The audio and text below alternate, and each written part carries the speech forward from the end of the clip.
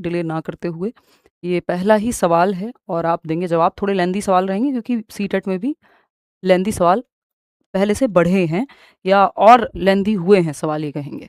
ठीक है, चलिए आप फटाफट से सॉल्व करने का प्रयास कीजिए। क्वेश्चन थोड़ा सा लेंदी है बट कोशिश कीजिए कि आप सॉल्व कर पाएँ इसको। क्वेश्चन नंबर 1 है, कहता है an adaptive AI coding platform provides interactive syntax hints to a child. The software dynamically reduces these hints as the child solves loops correctly, but increases support if errors occur. यानी एक AI software है जो coding में, बच्चे को coding सीखने में, जो आपकी नेशनल एजुकेशन पॉलिसी कहती है कि अब 6th से आप ये सब भी शुरू कर दीजिए, कोडिंग वगैरह सिखाइए बच्चे को। तो एक AI सॉफ्टवेयर है, आजकल AI आर्टिफिशियल इंटेलिजेंस खूब चर्चा में है। तो AI सॉफ्टवेयर है जो बच्चे को कोडिंग के उस लेवल के सवाल देता है जिस लेवल के वो कर पाए, या उसको हिंट्स देता है जहां वो अटकता है। अगर वो फेलियर, मतलब उसमें फेल हो जाता है उसको अटेम्प्ट करने में, या सॉल्व नहीं हो रहे जिस लेवल के सवाल, तो उससे थोड़ा नीचे लेकर के आता है। फिर अगर जितने लेवल के हो पा रहे हैं उससे ऊपर डिफिकल्टी लेवल के क्वेश्चंस देता है और हिंट देता है, हेल्प करता है। यानी कि जैसे आप एक कंप्यूटर में गेम हुआ करता था पहले, वो शायद सॉलिटेयर बोलते थे या तो उसको, तो उसमें हिंट्स आती थी। या आप पासवर्ड भूल जाएं अगर अपने कंप्यूटर का, तो वो हिंट का ऑप्शन देता है आपको, या लैपटॉप का। तो एटलीस्ट विंडोज में तो ऐसा होता ही है। तो अब वो हिंट क्या है, स्कैफोल्डिंग का काम कर रही है। ठीक, या आप एक गेम खेल रहे हैं, वो नेक्स्ट लेवल पे जाने आपको तब जाएगा जब आप उस लेवल को क्रैक कर लेंगे। ठीक, इजी टू डिफिकल्ट बना होता है जो गेम है। या इवन यहाँ पे अगर हम इस कोडिंग प्लेटफॉर्म की बात करें कि जैसे जैसे बच्चा सॉल्व करता जाएगा तो सपोर्ट को डिक्रीज किया जाएगा, जहां वो अटकेगा तो सपोर्ट को बढ़ा दिया जाएगा। यानी जहां बच्चा अटक रहा हो उसकी मदद करो, जहां बच्चा कर पा रहा है चीजें तो और उसको डिफिकल्टी लेवल +1 करते जाओ। ठीक है, ये वाइगॉट्स्कियन टर्म्स में इस सीक्वेंस को क्या कहेंगे कि जहां ज्यादा जरूरत है बच्चे को वहां ज्यादा हेल्प करो, जब वो खुद से सॉल्व करने लगे तो थोड़ा मुश्किल कर दो टास्क को, डिफिकल्टी लेवल बढ़ा दो, जैसे हमने बढ़ाया है ये सवाल ला करके। पहला ऑप्शन है classical behavioural conditioning through mechanical negative reinforcement. देखिए ये कंडीशनिंग शब्द, रीइंफोर्समेंट शब्द, रिवॉर्ड और पनिशमेंट शब्द पियाजे और वाइगॉट्स्की का इनसे लेना देना नहीं है। जहां आपको ये पियाजे वाइगॉट्स्की के साथ नजर आए इनसे दूर चले जाइए, क्योंकि ये टीचर सेंटर्ड अप्रोच है। पियाजे और वाइगॉट्स्की जो हैं वो रचनावादी हैं, कंस्ट्रक्टिविस्ट हैं, वो चाइल्ड सेंटर्ड फिलॉसफी को मानते हैं, या फिर वो ये कहते हैं कि बच्चे को एक्टिव रखिए आप, जबकि ये कंडीशनिंग में आदत डलवाना होता है कि आपको रट्टे लगवा दिए 2 एकम 2 2 दूनी 4, और नेगेटिव रीइंफोर्समेंट भी बढ़ावा देना। ये रिवॉर्ड, पनिशमेंट, दंड, पुरस्कार की बात पियाजे वाइगॉट्स्की कहीं भी करते हुए नहीं मिलेंगे आपको, वो उनकी विचारधारा नहीं है। सेकंड ऑप्शन क्या है, automated scaffolding targeting the shifting boundaries of the child's zone of proximal development. ये थोड़ा हमें लग रहा है कि हाँ ये सही हो सकता है। बच्चे के समीपस्थ विकास के क्षेत्र की बदलती सीमाओं को लक्षित करने वाला स्वचालित पाड़ या ढांचा, या टेम्परेरी हेल्प। स्कैफोल्डिंग किसको कहते हैं, टेम्परेरी हेल्प। बच्चा जहां अटके उसको हिंट दीजिए, वो स्टेप सॉल्व कर दीजिए ताकि वो आगे खुद से सॉल्व कर पाए। ये हाफ सॉल्व प्रॉब्लम देना, हिंट देना, फिल इन द ब्लैंक में चीजें दे देना, मदद करना बच्चे की जहां वो अटके, इसको स्कैफोल्डिंग कहते हैं। और इस हिसाब से एडजस्ट होगी जैसे जैसे बच्चे की जोन ऑफ प्रॉक्सिमो डिस्टल जो डेवलपमेंट है, या जो प्रॉक्सिमल डेवलपमेंट है, बच्चे का संभावित विकास का जो दायरा वो धीरे धीरे बढ़ता जाएगा। बच्चे की संभावना, भाई आप अगर कल इजी सॉल्व कर पाए लेवल, तो अब आपका मॉडरेट लेवल पे आपकी संभावना बढ़ गई कि आप अब 6th पास कर लिए तो 7th पे जा पाएंगे, है ना। 7th के लेवल के क्वेश्चंस आपने सॉल्व कर लिए तो 8th पे आपको लेके जा सकते हैं। यानी आपका सीखने का दायरा बढ़ता जाता है जैसे जैसे हेल्प जिस मात्रा में मिल रही है और आप सीखते जाते हैं। बात तो सही है। थर्ड ऑप्शन क्या है, स्टैटिक बायोलॉजिकल मैच्योरेशन। बायोलॉजी की बात या जेनेटिक्स की बात वाइगॉट्स्की करते हुए नजर नहीं आएंगे, सोसाइटी पे फोकस इनका ज्यादा है सीखने में। फोर्थ ऑप्शन है आप performance avoidance goal setting designed to sort students intelligence scores. देखिए ये कह रहे हैं छात्र की बुद्धि के स्तर को छांटने के लिए डिजाइन किया गया कोई बुद्धि लब्धि का परीक्षण या परफॉर्मेंस का कि फर्स्ट कौन आ रहा है, ये सब बात पियाजे वाइगॉट्स्की नहीं करते। बच्चों में आपस में कंपटीशन कराना, रिवॉर्ड पनिशमेंट की बात करना, बच्चे को सेंटर में ना रखना, पैसिव होना बच्चे का, ये सब पियाजे वाइगॉट्स्की दूर रहते हैं इन बातों से। वो बच्चे को एक्टिव रखने पे, मीनिंगफुल लर्निंग यानी अर्थपूर्ण अधिगम हो, रोट लर्निंग से, रट्टाफिकेशन से दूर रखेंगे। ठीक, तो जहां बच्चा एक्टिव है वो ऑप्शन बेटर है। अगर आप कभी भी सीटेट में फंसते हैं किसी भी सवाल को करने में, तो आप ये मान लीजिए कि जिस ऑप्शन में बच्चा सबसे ज्यादा एक्टिव है, उसका दिमाग वो खुद से सक्रिय है, वो ऑप्शन बेहतर है। तो यहाँ पे जो बच्चे के समीपस्थ विकास के क्षेत्र की बदलती सीमाओं को, धीरे धीरे प्रॉक्सिमल डेवलपमेंट जो है उसकी वो सीमाएं बढ़ती जा रही हैं, उसका लेवल इंक्रीज होता जा रहा है, वहां स्कैफोल्डिंग देना दर्शाता है सेकंड ऑप्शन। क्वेश्चन नंबर 2 देखिएगा, असर्शन रीजन वाले सवाल खूब आते हैं, 6 सवाल तक आए हुए हैं पेपर में 30 में से। अब ये सवाल क्या कहता है, पढ़िए और जवाब देने का प्रयास कीजिए। देखिए असर्शन यानी कथन है, in an instrumental music academy, एक म्यूजिक एकेडमी है जहां इंस्ट्रूमेंट सिखाए जाते हैं, sitar, guitar, whatever, harmonium, tabla. A child masters the gross arm movement required to hold and bow a violin before refining the fine motor dexterity required to press individual strings.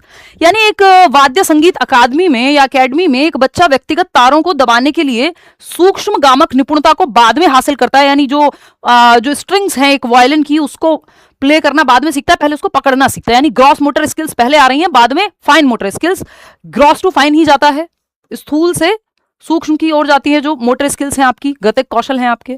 आप चीजें पकड़ना पहले सीखते हैं, ग्लास पकड़ना पहले सीखते हैं, पेन से लिखना बाद में सीखते हैं. वो फाइन मोटर स्किल में आता है लिखना जो है. ठीक, बात तो सही है, कोई दिक्कत नहीं है इसमें. रीजन क्या दिया है इसका? Physical motor development proceeds strictly in a cephalocaudal direction where motor control moves from the centre of the body towards the limbs. गलत हो गया जवाब. ये सेफेलोकॉर्डल में नहीं, ये प्रॉक्सिमो डिस्टल में होता है. दिशा तो सही है, दिशा तो सेफेलो और प्रॉक्सिमो दोनों हैं. तो शारीरिक गामक विकास स्रोत पदोन्मुखी दिशा में आगे बढ़ता है. तो स्रोत पदोन्मुखी दिशा को इन्होंने कहा है कि शरीर के केंद्र से बाहर की ओर, जो कि गलत है. स्रोत पदोन्मुखी है सिर से पैर की ओर, सिर से पद की ओर, जो कि नाम से ही हमें पता लग रहा है, हेड टू टो. तो ये गलत बोल दिया इन्होंने. तो ए तो सही है बट आर इज नॉट सही. तो जब आर इज नॉट सही तो इसका रीजन सही है कि नहीं है ये भी चेक करने की जरूरत नहीं है. तो ऑप्शन क्या हो गया? थर्ड सही हो गया. 57% लोग, दोनों कैसे सही हो जा रहे हैं भाई? 57% लोग गलत जवाब दे रहे हैं इतने आसान सवाल का. दोनों तो सही हो ही नहीं सकते. जब सेफेलोकॉर्डल को इन्होंने गलत एक्सप्लेन कर दिया तो दोनों कैसे सही हो जाएंगे? कि कुछ लोगों ने रट्टा लगा लिया है कि ए एंड आर बोथ सही कह दो जैसे ये क्वेश्चन आए. ये फंस जाओगे आप, बेकार में नंबर चला जाएगा. समझ लो चीजें, है ना. Third option is the right answer. आगे बढ़ेंगे. क्वेश्चन नंबर, ये ऐसा है कि पहले बड़ी मसल्स का प्रयोग यानी ग्रॉस मोटर स्किल्स, बड़ी मांसपेशियां जिसमें आर्म्स हैं, आपकी लेग्स हैं, स्थूल गतिक कौशल.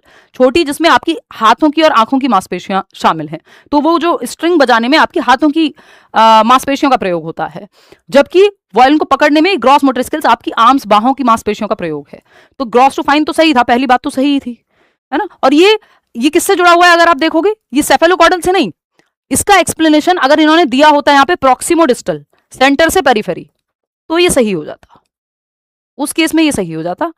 ठीक है, सिंपल टू कॉम्प्लेक्स कि इस पे एक सवाल आता है प्रॉक्सिमो डिस्टल और ग्रॉस टू फाइन पे कि बच्चा पहले ग्लास पकड़ना या सामान उठाना तो सीख जाता है हाथ में, लेकिन एक अंगूठा और एक उंगली का प्रयोग करके पेन पकड़ना बाद में सीखता है. तो ये ग्रॉस टू फाइन को या प्रॉक्सिमो डिस्टल को दर्शाती है. ये दिशा जो है विकास की दिशा का सिद्धांत है, principle of developmental direction. Question number 3 देखिएगा, ये क्या कहता है भाई? क्वेश्चन नंबर 3 कहता है an adaptive AI learning system analyzes a 10-year-old child's performance patterns in real time to adjust tasks. How would a developmental psychologist describe the resulting changes in the child's cognitive strategies. मतलब क्या है, हिंदी में भी पढ़ लेते हैं. एक अनुकूलनशील यानी अडेप्टिव एआई है जो अडेप्ट कर रहा है, सिचुएशन के हिसाब से बदलता है, अडेप्ट होता है. एआई का मॉडल है आर्टिफिशियल इंटेलिजेंस का. अधिगम प्रणाली कार्यों को समायोजित करने के लिए 10 वर्षीय बच्चे के प्रदर्शन पैटर्नों का वास्तविक समय में विश्लेषण करती है कि कैसे बच्चा किस पैटर्न पे सीख रहा है. तो एआई उस हिसाब से अडेप्ट कर रहा है, अपने आप को चेंज करता है, एनालाइज कर रहा है बच्चे की परफॉर्मेंस को, उसके पैटर्न को सीखने के. एक विकासात्मक मनोवैज्ञानिक बच्चे की संज्ञानात्मक रणनीतियों में होने वाले परिवर्तनों का वर्णन किस प्रकार करेगा? भाई चाइल्ड सेंटर्ड अप्रोच है.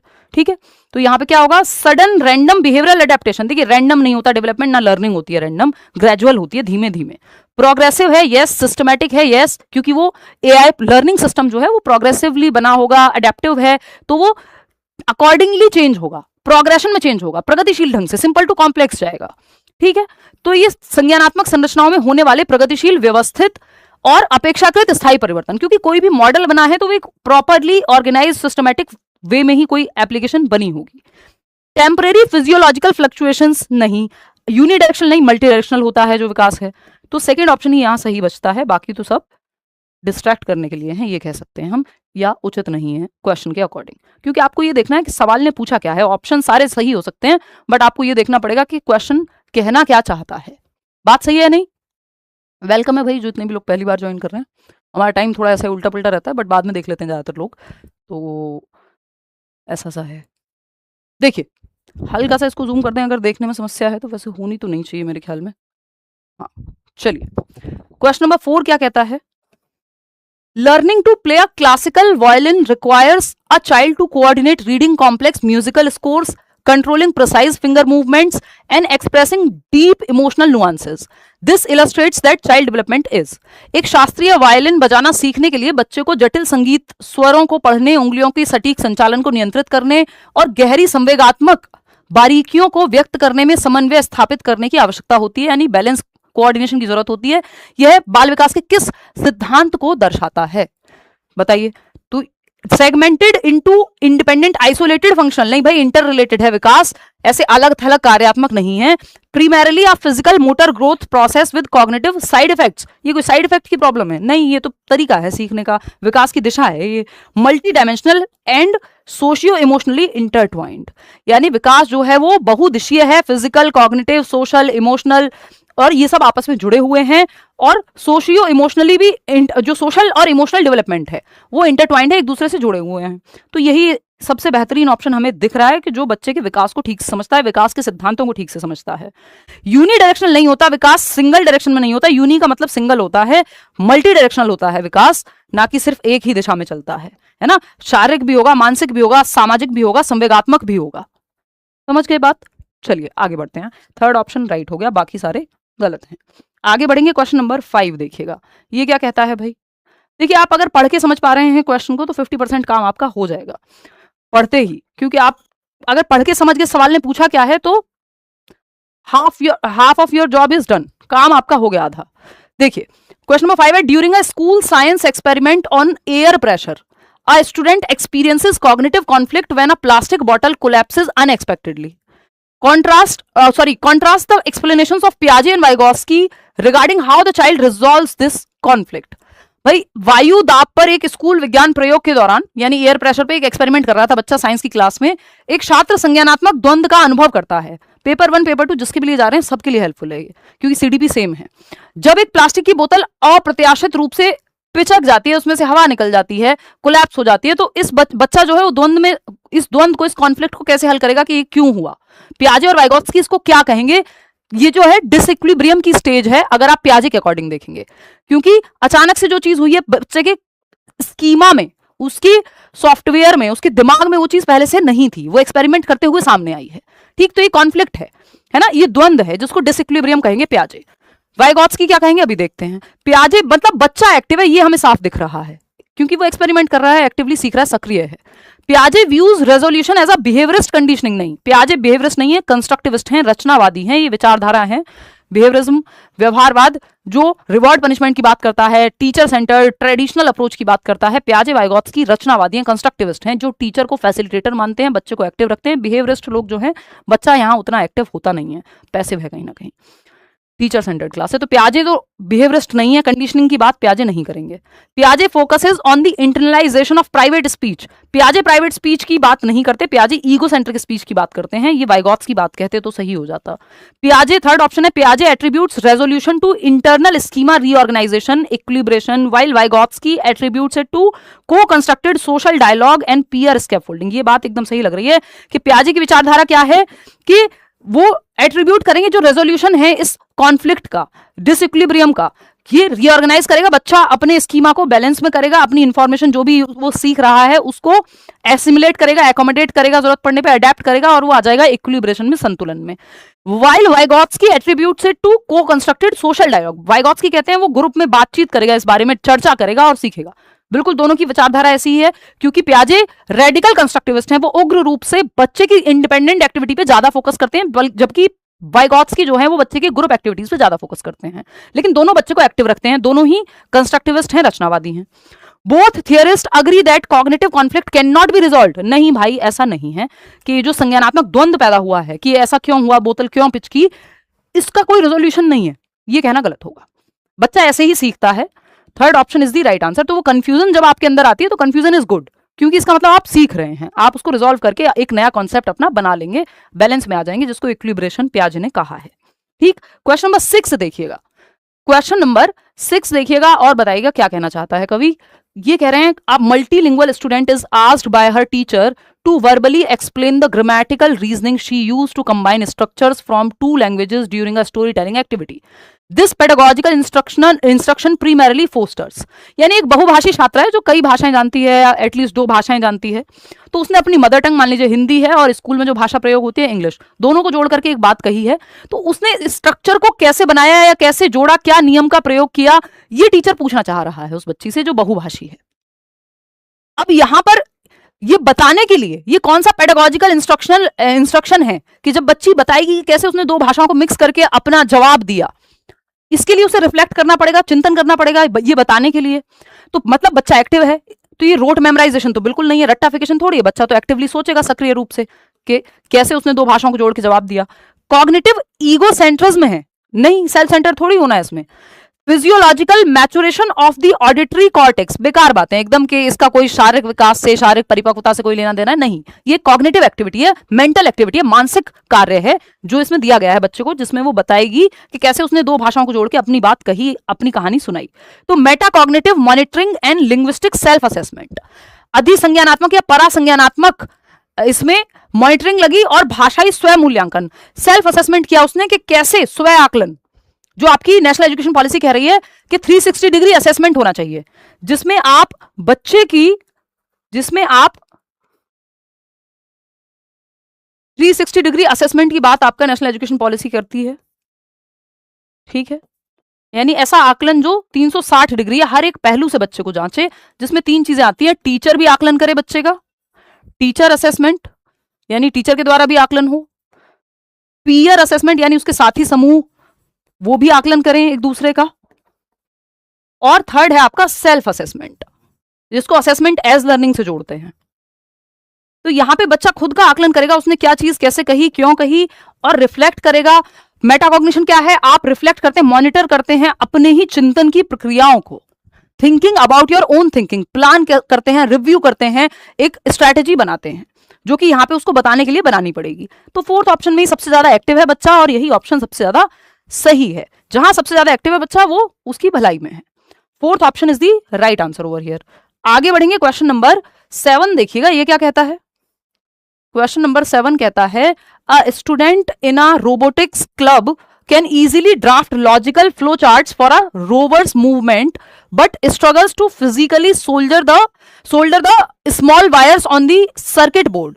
This scenario demonstrates that. आसान बना देती हूँ मैं इसको, एक्सप्लेन कर देती हूँ। इन्होंने कहा है कि रोबोटिक्स क्लब का एक हिस्सा है, स्कूल में साइंस लैब्स हैं, तो रोबोटिक्स का एक क्लब बना हुआ है जिसमें हम बच्चे को एआई सिखा रहे हैं, रोबोटिक्स पे काम करना सिखा रहे हैं, 50 तरह की चीजें, नई नई चीजें जो आपकी एजुकेशनल पॉलिसी भी कह रही है। इस तरह के सवाल आने लगेंगे कुछ दिनों में, डोंट वरी। रोबोटिक्स क्लब का एक छात्र रोवर की गति के लिए आसानी से, अब रोवर क्या है, वो जैसे अभी मून पे जब लैंडिंग की बात हुई थी तो एक रोवर गया था, तो वो एक्सप्लोर करता है ऐसी सरफेसेस को, ठीक। तो ये रोबोटिक्स एक तरह का रोबोट है जो ये रोवर एक्सप्लोर करेगा। तो एक छात्र रोवर की गति के लिए आसानी से तार्किक फ्लो चार्ट बना सकता है कि कैसे रोवर मूव करेगा एक जगह से दूसरी जगह। ये बात वो संज्ञानात्मक रूप से एक्सप्लेन कर सकता है, उसके दिमाग में समझ आ गई है ये बात। लेकिन सर्किट बोर्ड पर छोटे छोटे तारों को भौतिक रूप से कैसे मिलाना है, तारों को जोड़ना कैसे एक्चुअल में, इसमें वो उसको दिक्कत आ सकती है, जबकि एक्सप्लेन करने में उसको दिक्कत नहीं किसी कॉन्सेप्ट को। यानी कॉग्निटिवली तो समझ रहा है, लेकिन जब एक्चुअल में फिजिकली वो काम करना पड़ रहा है तो वहां थोड़ा सा स्ट्रगल है। इसका एक्सप्लेनेशन क्या होगा।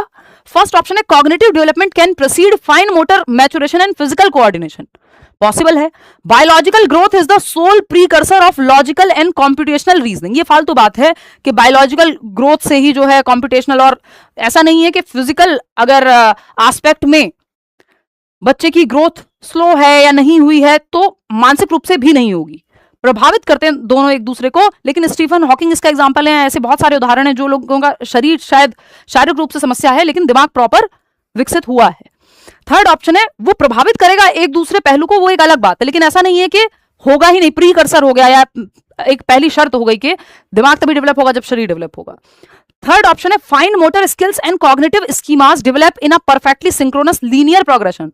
लीनियर प्रोग्रेशन जहां दिख जाए, ये लीनियर वर्ड बहुत अच्छा नहीं है, कोई भी काम रैखिक रूप से नहीं होता, कॉम्प्लेक्स होता है, स्पाइरल होता है, वर्तुलाकार होता है, ना कि सीधी रेखा या स्ट्रेट लाइन या लीनियर हो, ठीक है।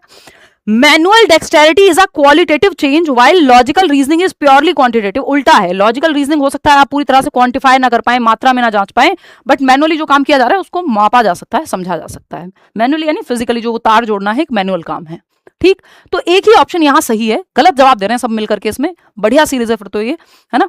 इसमें फर्स्ट ऑप्शन सही होगा, थर्ड नहीं हो सकता।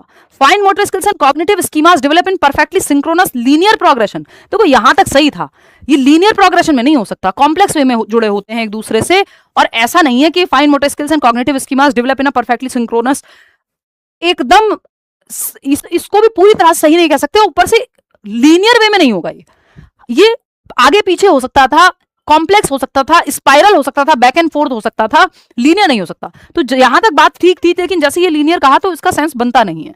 एक ही ऑप्शन फिर यहां सही बचता है कि cognitive development can proceed fine motor maturation and physical coordination, हो सकता है बच्चे का फिजिकल कोऑर्डिनेशन बाद में आए, वो चीजों को समझने पहले लग जाए, इसकी संभावनाएं, होता है ऐसा। आप नानी दादी की कहानियां खूब बचपन में सुनते हैं और समझते हैं, परियों का देश भी इमेजिन करते हैं, कोई उसमें बात है, एक्टिविटी हो रही है, वो भी इमेजिन कर लेते हैं, समझ लेते हैं, या आप पढ़ लेते हैं किताब में कि स्विमिंग कैसे करते हैं या ड्राइविंग कैसे करते हैं, आपने पढ़ लिया, जान लिया, स्टेप बाय स्टेप पता है आपको, लेकिन जब आप एक्चुअल में करने जाएंगे, क्या आप पढ़ के तुरंत करने लग जाएंगे वो काम? नहीं। तो कॉग्निटिव डेवलपमेंट कई बार प्रोसीड करता है कि बाकी स्किल्स, जिसमें फाइन मोटर स्किल है, ग्रॉस मोटर भी हो सकती है, उनके साथ फिजिकल कोऑर्डिनेशन सीखने में कई बार टाइम लग सकता है कि आप किसी चीज को दिमाग के लेवल पे तो समझ लें, लेकिन जब उसको करने जाएं तो उसमें थोड़ा स्ट्रगल महसूस हो, ये संभावना है जिसके चलते इस क्वेश्चन को एक्सप्लेन किया जा सकता है। तो फर्स्ट ऑप्शन ही सबसे ज्यादा एप्ट उत्तर है इसका, ना कि कोई थर्ड फोर्थ कुछ नहीं। ठीक है, तो इसको ऐसे भी देख सकते हो कि एक कहानी है जिसमें आपने समझ लिया मेंटली कैसे किसी टास्क को करते हैं, जूता कैसे, फीते कैसे बांधते हैं, ये पढ़ लिया आपने, आपको किसी ने बता दिया, तो दिमाग से तो समझ लिया आपने, लेकिन जब आप करने गए तो आप कंफ्यूज हो गए वहां पे। कई बच्चे जब बटन लगाते हैं तो वोल्टे सीधे लग जाते हैं, तो ऐसा थोड़ी कि उसने बटन लगाते हुए देखा नहीं है किसी को, या बटन लगाने के बारे में उसे पता नहीं है, दिमाग में तो पता ही है उसे। तो कई बार एक्टिविटी करते हुए जो है आप, इसी को कहते हैं कि जब आपने थियोरेटिकल पढ़ी है कोई चीज और करके देखा है किसी चीज को, तो उसमें थोड़ा गैप आ सकता है। क्वेश्चन नंबर 8 देखिएगा, ये क्या कहता है। During a text-based Python coding session, a child easily memorizes basic syntax commands but cannot comprehend nested loops until they reach a specific level of neurological readiness. एक बच्चा है जो बेसिक कमांड्स दी जा रही हैं एक टास्क के दौरान, उनको वो याद कर ले रहा है स्टेप्स को, लेकिन जो complex level of neurological readiness है, यानी जो मैचुरेशन है अभी उसके दिमाग में वो नहीं आई है, मेच्योरिटी नहीं आई है। इट्स लाइक कि आप तीसरी क्लास के बच्चे को 10वीं क्लास का सिलेबस पढ़ाने लगे, तो हो सकता है वो जितनी भाषा उसको आती है उस बेसिस पे वो याद कर ले किसी चीज को, बट उसको समझ ना आए वो चीज। ठीक है, कितनी कविताएं हैं जिनका मीनिंग आप बाद में बड़े होकर समझते हैं, बचपन में बस आप रट्टा लगा लेते हैं।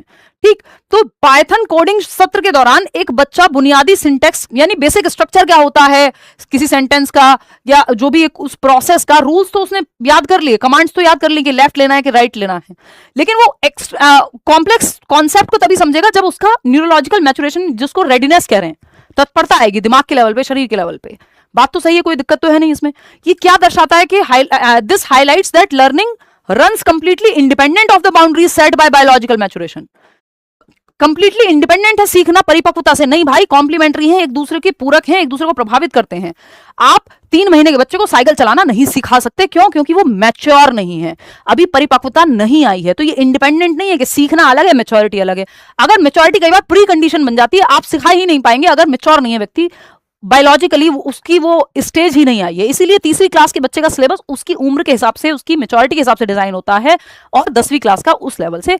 तो ये क्या है, मैच्योरिटी पे और आपका बहुत ज्यादा ट्रेनिंग का प्रभाव नहीं है। ऐसा नहीं कि आप खिला पिला के पढ़ा के मैच्योर कर देंगे किसी को, उसका पॉजिटिव प्रभाव पड़ सकता है, लेकिन मैच्योरिटी बाय डिफॉल्ट अनफोल्ड होती है। जैसे आपके दांत निकलने में आपका कोई रोल खास है नहीं, एक बेसिक न्यूट्रिशन मिल जाए आपको, आपके हाथ और पैर जन्म से होते हैं, जब से आपका जन्म होता है, लेकिन उनमें चलने की ताकत मैच्योरिटी से आती है। तो मैच्योरिटी टाइम के साथ हेरिडिटी से मिली क्षमताओं का अनफोल्ड होना है। ठीक, सेकंड ऑप्शन, दाढ़ी मूंछ आना, लड़कियों में मेंस्ट्रुएशन साइकिल का शुरू होना, ये सब मैच्योरिटी का उदाहरण है। ये मेंटली भी वर्क करता है, फिजियोलॉजिकली भी वर्क करता है, highly related to heredity. Second option है, कुत्तों में अलग होगा, इंसानों में अलग होगा, हाथी में अलग होगा, तो वो हर एक स्पीसी के अपनी मैच्योरिटी या हेरिडिटी की जेनेटिक कोडिंग है, उसके हिसाब से मैच्योरिटी आती है। क्वेश्चन नंबर ऑप्शन नंबर 2 देखिएगा, is a passive behaviourist process. नहीं भाई, बच्चा तो एक्टिव है, इसमें पैसिव बिहेवियरिस्ट कहाँ है, ये तो कंस्ट्रक्टिविस्ट है, कॉग्निटिविस्ट है, जिसमें बच्चे की डेवलपमेंट को समझा जा रहा है।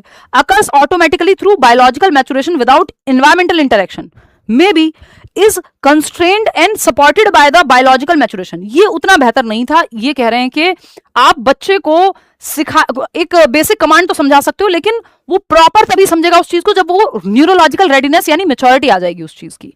ठीक है, आपने कोई डेफिनेशन याद करवा दी, पियाजे ने 4 स्टेजेस दी हैं, एक तीसरी क्लास के बच्चे को याद करवा दो आप कि पियाजे की 4 स्टेजेस हैं बेटा, और ये SPCF, sensory motor, pre operational, concrete operational और फॉर्मल ऑपरेशनल।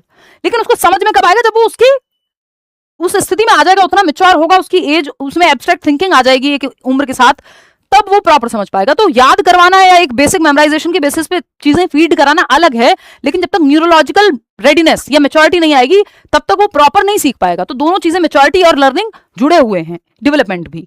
तो is constrained and supported by the biological maturation limits of the child, कि ये कंस्ट्रेन्ड है कुछ हद तक जो आपकी मैच्योरिटी है, automatically through biological maturation without environmental interaction. आप सिखा नहीं पाएंगे ना, अगर एनवायरमेंट में सिखाया नहीं, बच्चा 5 साल का हो गया और आप साइकिल सिखाएंगे नहीं, अगर उसके एनवायरमेंट में होगा ही नहीं तो नहीं सीखेगा वो, सिर्फ मैच्योरिटी से थोड़ी होगा, एनवायरमेंटल रोल भी चाहिए। तो इस कंस्ट्रेंट लर्निंग के लिए एटलीस्ट कुछ चीजें जो बायोलॉजिकल है वो अपने आप आ जाएंगी, दांत अपने आप निकल आएंगे, वो एक अलग बात है, लेकिन कुछ चीजें लर्निंग के लिए आपको एनवायरमेंट भी तो देना पड़ेगा। तो बच्चे की जैविक परिपक्वता की सीमाओं द्वारा सीमित और समर्थित होता है, जो अधिगम है, ये हम कह सकते हैं कि किस एज में है, किस स्टेज में है, उस हिसाब से उसको सिखाया जाएगा, उसी हद तक सिखाया जाएगा। तो 4th option is the right answer. Question number 9, question number 9 ये देखिएगा, identify the correct pedagogical statements regarding Vygotsky's model of dynamic assessment during a robotic assembly task. अच्छे सवाल हैं, जिसको लगता है वो बहुत धुरंधर हो गया है, सारा सिलेबस पढ़ लिया है ना, आसानी से सवाल सॉल्व कर लेता है, मुश्किल नहीं लगते हैं सीटेट के सवाल, तो वो ये सवाल करे व्यक्ति तो उसको काफी हेल्प मिलेगी उसका स्तर बढ़ाने में।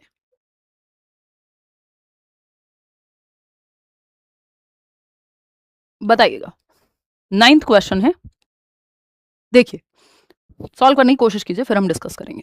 इसमें 4 स्टेटमेंट दिए हुए हैं। बात क्या हो रही है कि identify the correct pedagogical statements regarding Vygotsky's model of dynamic assessment. Dynamic assessment मतलब कॉन्टिन्यूअसली आप असेस करते रहे, आकलन होता रहे बच्चे का, गतिशील और फ्लेक्सिबल तरीका है उनके आकलन का। ऐसा नहीं है कि वो ये कह रहे हैं कि फिक्स्ड आकलन, पीयर असेसमेंट, ग्रुप में सीख रहे हैं बच्चे, एक दूसरे से सीख रहे हैं, हेल्प ले रहे हैं जहां जरूरत है। इनके कहने का मतलब ये है, it measures what a student can achieve with interactive support rather than assessing static completed cognitive development. बिल्कुल सही बात है। अगर वाइगोत्स्की की अप्रोच को फॉलो किया जाए तो बच्चे को इंटरैक्टिव सपोर्ट यानी स्कैफोल्डिंग दी जाएगी, बजाय कि सिर्फ एक ऐसा कंप्लीटेड कॉग्निटिव डेवलपमेंट के लिए एक टास्क दे दो कि बस जिसमें नंबर कितने आ रहे हैं वो चेक करना हो। नहीं, यहाँ पे स्कैफोल्डिंग की बात हुई है, सही बात है, वाइगोत्स्की कहेंगे। इट रिलाइज ऑन स्टैंडर्डाइज्ड, ये नेगेटिव है, क्योंकि डायनेमिक जो है वो स्टैंडर्डाइज नहीं होगा, फ्लेक्सिबल होगा। ये स्टैंडर्डाइज अपने आप में नेगेटिव टर्म है, हम जल्दी ही पॉजिटिव और नेगेटिव टर्म्स भी करेंगे, कीवर्ड्स जो हम करते हैं हर साल। एनीवे, आते हैं नेक्स्ट पॉइंट पे। It evaluates the child's learning potential within their zone of proximal development. बिल्कुल सही बात है कि बच्चे की जेडपीडी में या उसके दायरे में जो चीजें हैं उसका आकलन करने की बात होगी, ना कि ऐसा नहीं है कि बच्चा अभी फर्स्ट में है और आप उसके जो दायरे से ही बाहर है उसको उसके आकलन की बात नहीं करोगे।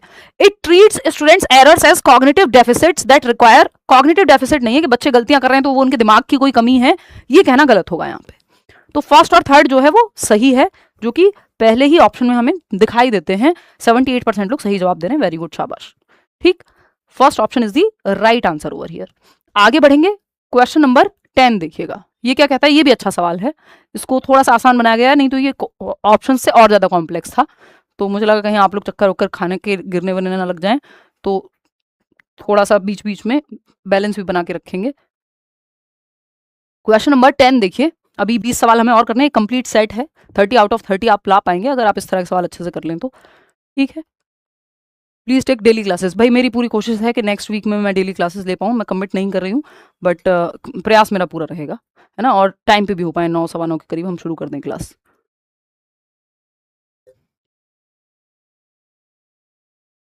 क्योंकि अब ज्यादा समय है नहीं सीटेट में, तो अब सीटेट पे ही फोकस करेंगे। बैचेस रेगुलर हो गए हैं, अभी यूट्यूब को भी रेगुलर कर देंगे नेक्स्ट वीक से मोस्ट प्रोबेबली। चलिए बताइए, मैराथन लेना मैम, मैं देखती हूँ, प्लान करती हूँ। देखिए, ड्यूरिंग अ थिएट्रिकल रिहर्सल, बच्चे थिएटर कर रहे हैं, कोई प्ले कर रहे हैं, तो वो रिहर्स कर रहे हैं प्ले करने से पहले। 6 year old Kabir delivers his lines loudly looking at the audience. तो एक 6 साल का बच्चा है कबीर, वो अपने जो डायलॉग उसको मिले हुए हैं उस प्ले को करते समय वो ऑडियंस की तरफ देख के लाउडली जोर जोर से चिल्ला करके वो अपने डायलॉग्स बोल रहा है, जैसे कि उसने रट्टा लगाया हुआ हो या व्हाटएवर जो भी उसने याद किया हुआ हो। कितने साल का है ध्यान रखिएगा, 6 साल का है। but fails to adjust his movements in response to the physical cues of his fellow actors. तो अपने डायलॉग तो वो बोल दे रहा है फटाफट दर्शकों की ओर देख करके चिल्ला चिल्ला करके या थोड़ा जोर से, लेकिन अपने साथी अभिनेताओं जो बाकी एक्टर्स हैं उसके साथ ग्रुप में, जब प्ले है तो अकेले नहीं है, बाकी लोग भी हैं, है ना, एक ऐसा प्ले है जहां पे और भी एक्टर्स हैं, तो वो उनके साथ मान लो डांस कर रहे हैं, तो वो साथ में सब एक्टिविटी कर रहे हैं, डांस में प्लान होती हैं चीजें, कोरियोग्राफ्ड होती हैं, तो वो बाकी बच्चों के साथ मैच नहीं कर पा रहा है अपनी गतिविधियां, उसका ध्यान कहां सेंटर्ड है, खुद पे, खुद के डायलॉग पे, है ना। तो ये कौन सी स्टेज हो गई, प्री ऑपरेशनल स्टेज हो गई, जहां वो सोशली और थोड़ा सा सेल्फ सेंटर्ड होता है बच्चा 2 से 7 वर्ष में, ईगो सेंट्रिक स्पीच या ईगो सेंट्रिज्म जो है, स्व केंद्रिता उसमें पाई जाती है। ठीक है, आसान हो गया ये क्वेश्चन, और थोड़ा मुश्किल बन सकता था या था पहले ओरिजिनली जैसा हमने बनाया था, बट देन ये क्या हो गया, मैंने इसको छोटा कर दिया ताकि आप आसानी से जवाब दे पाए। तो बच्चा सेल्फ सेंटर्ड है, बाकियों के साथ उस लेवल पे नहीं जा पा रहा, इस तरफ ये इशारा करता है क्वेश्चन। इसी स्टेज को, ये 2 से 6 वर्ष को, 2 से 7 वर्ष को हम अर्ली चाइल्डहुड भी कहते हैं, एनीवे प्लेवे स्टेज भी कह देते हैं। आगे बढ़ेंगे, क्वेश्चन नंबर 11, ये क्या कहता है, children residing in an industrialised zone with high chemical pollution show slower cognitive processing speed compared to their biological siblings raised in an eco-friendly environment. This difference is classified under. यानी जो उच्च रासायनिक प्रदूषण वाले औद्योगिक क्षेत्र में रह रहे हैं बच्चे, दिल्ली में रह रहे हैं जहां IQ 1000, IQ बोल रही हूँ मैं, तो इंस्पायर हो गई हूँ यहाँ के उनसे, चीफ मिनिस्टर जी से, तो यहाँ का जो AQI है वो 1000 पहुंच जा रहा है, वहां अगर आप रह रहे हैं, और एक आप रह रहे हैं जहां 50 AQI है, क्या ही हो गया आज, एनीवे तो AQI है आपका, तो वो जो बच्चा इकोलॉजिकली बेहतर जगह पे रह रहा है, पहाड़ों में है मान लो जहां 50 AQI है, एक बच्चा है दिल्ली में है जहां 400-500, तो ऐसा लगता है कि सही है, सब रह रहे हैं क्योंकि, ठीक, तो वो सही तो नहीं है। तो वो बच्चा जो केमिकली पॉल्यूटेड जगह पे है, या मान लो भोपाल गैस त्रासदी हुई, अब उस एरिया में जो उस समय लोग रह रहे होंगे या उसके बाद भी, तो प्रभावित होगा उनका संज्ञानात्मक विकास, क्योंकि केमिकल पॉल्यूशन है वहां बहुत ज्यादा, या किसी भी तरह का अगर पॉल्यूशन है तो प्रभावित तो करेगा, लंग्स को करे, दिमाग को करे। दूसरा बच्चा है जो साफ जगह पे रह रहा है, बायोलॉजिकल सिबलिंग्स हैं, यानी जिनकी 50% जो DNA है वो सेम होता है, ठीक, उस केस में अगर हम देखें, यानी भाई बहन हैं या बहन बहनें हैं, 2 बच्चे हैं एक ही माँ बाप के, अलग अलग घरों में बड़े हुए हैं, एक इको फ्रेंडली माहौल में रह रहा है और दूसरा है जो हाई केमिकल जोन में रह रहा है, तो इसका संज्ञानात्मक विकास पे उन दोनों के क्या फर्क पड़ेगा, या ये जो अंतर आएगा ये कैसे समझा जाएगा। ये इंटरनल अंतर है, हेरिडिटी फैक्टर्स दैट डिटरमिन, नहीं भाई ये एनवायरमेंट का अंतर है, क्योंकि वो ऐसी, जिन बच्चों को ऐसी भट्टियों में, फैक्ट्रियों के आसपास काम करने को दिया जाता है जहां पे बहुत ज्यादा पॉल्यूशन है, उनके विकास पे, उनके फेफड़ों पे, उनके जीवन पे बहुत प्रभाव पड़ता है उस चीज का, उनके संज्ञानात्मक विकास पे भी प्रभाव पड़ता है। तो ये इंटरनल फैक्टर नहीं है हेरिडिटी वाला, ये एक्सटर्नल फैक्टर है, एनवायरमेंट का फैक्टर है। सेकेंड ऑप्शन है प्रीनेटल बायोलॉजिकल फैक्टर है, प्रीनेटल यानी गर्भ से जुड़ा हुआ है, नहीं भाई ये तो एनवायरमेंट वातावरण से जुड़ा हुआ है, गर्भ में तो कोई ये बात ही नहीं हो रही है। External environmental factors acting post neatly on cognitive functioning, बच्चे के दिमाग पे जन्म के बाद पड़ने वाले प्रभाव से संबंधित कारक हैं, ये बाहरी कारक हैं, ये बिल्कुल सही बात है। एनवायरमेंट जो है, ये पोल्यूशन की जो बात हो रही है, केमिकल पोल्यूशन की, ये एनवायरमेंट में है। Constitutional genetic factors linked with autosomal chromosomes, कोई ऑटोजोम या जो क्रोमोसोम्स है उससे जुड़ी हुई कोई समस्या नहीं, प्योरली एनवायरमेंटल प्रॉब्लम है, ठीक है। बस क्वेश्चन को कॉम्प्लेक्स बनाने के लिए उसमें उसकी सिबलिंग्स की बात हुई थी, तो थर्ड ऑप्शन है सही, आप लोग जवाब दे रहे हैं मैक्सिमम लोग। क्वेश्चन नंबर 12 देखिएगा, क्वेश्चन नंबर 12 क्या कहता है, क्वेश्चन नंबर 12 असर्शन है, a 7-year-old child can successfully design a virtual city in an interactive spatial coding game but fails to comprehend abstract textual coding logic। यानी एक 7 वर्ष का बच्चा है जो कॉन्क्रीट ऑपरेशनल स्टेज में है, प्याजे के अकॉर्डिंग मूर्त संक्रियात्मक अवस्था में है, इंटरैक्टिव गेम में वर्चुअल शहर का मानचित्र बना लेता है जब वो गेम खेल रहा है। कौन सा होता है वो, कौन सा गेम है जिसमें मैप करके, मेंटल मैप्स और व्हाटएवर, बहुत सारे गेम्स होते हैं जिसमें अलग अलग चीजें बनानी होती हैं बच्चों को, तो वो वहां तो बना लेता है वो उस तरह के मैप, बट अमूर्त रूप से टेक्सचुअली कोडिंग में उसको दिक्कत होती है अभी, क्योंकि अमूर्त चिंतन अभी आया नहीं है।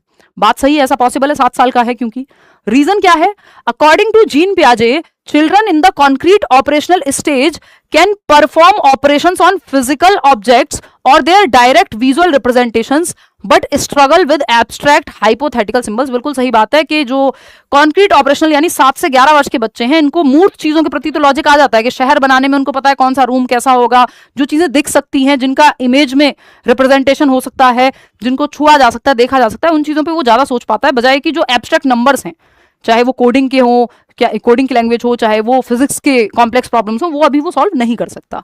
बात तो सही है, इसका रीजन भी सही है। तो A and R are true और R is the correct explanation. इसमें जो लोग अपना वो एकदम जिनका पक्का आंसर यही रहता है, उनका ये आंसर सही हो गया। आगे बढ़ेंगे नेक्स्ट क्वेश्चन पे। क्वेश्चन नंबर 13 देखेंगे।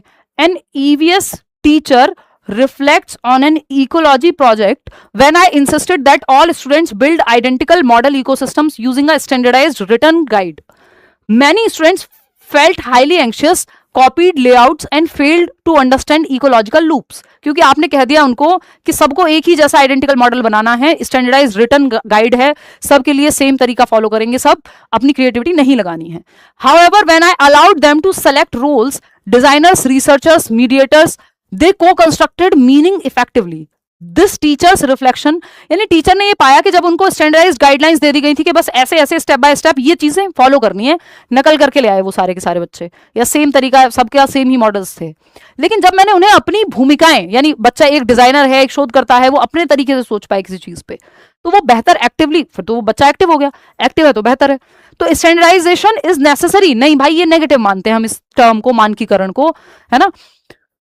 Ignoring developmental readiness and student agency leads to rote performance without genuine conceptual change. ये बात एकदम सही है, क्योंकि आपने बच्चे की कौन कितना रेडी है, किस लेवल पे उसका डेवलपमेंट हुआ है, इसको इग्नोर करके सिर्फ सबको सेम इंस्ट्रक्शंस दे दिए, यूनिफॉर्म इंस्ट्रक्शन कहेंगे इसको, जो कि नेगेटिव है, जिसकी वजह से बच्चों ने रट्टा लगाना शुरू कर दिया, वो अपने इंडिविजुअल डिफरेंसेस को नहीं देख पाए।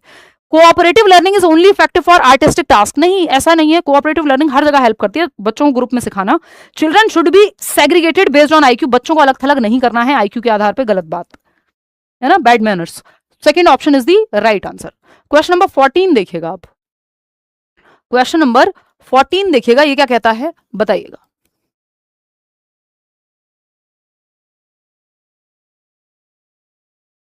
बहुत हार्ड है। नहीं, हार्ड तो मतलब लैंग्वेज का गेम हो सकता है थोड़ा सा, वो लैंग्वेज आप पढ़ पढ़ के थोड़ा प्रैक्टिस करेंगे क्वेश्चंस को तो होने लगेंगे क्वेश्चंस।